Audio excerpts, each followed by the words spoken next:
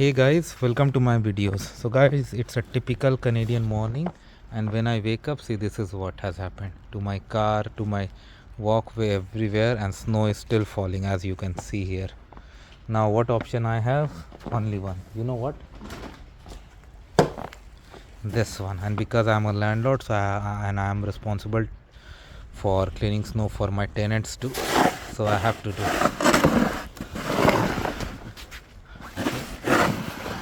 Sometimes it's very painful and you may get back pain also, so some practice is very important. Like when you are doing the shovel, you should have a good wide shovel so that you can move a lot of snow.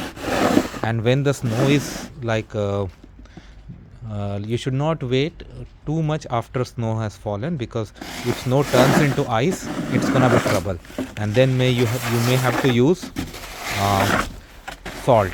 Okay, ice salt. So how you're gonna do? First, remove the snow.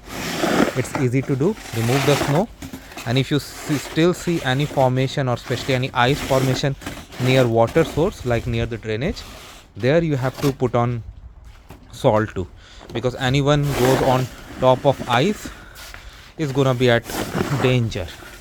Snow is still better in many aspects.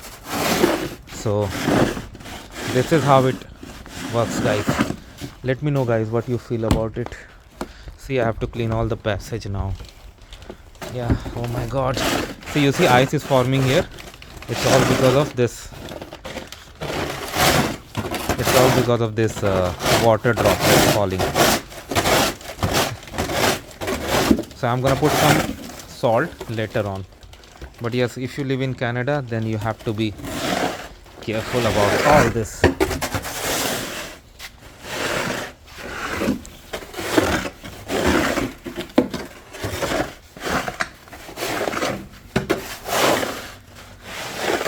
So if you are coming to Canada, guys, be careful. If you live in an apartment or condo, then don't worry about it.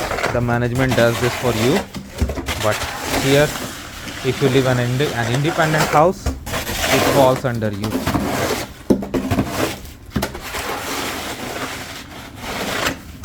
Thanks for watching, and please subscribe to the channel. Thank you.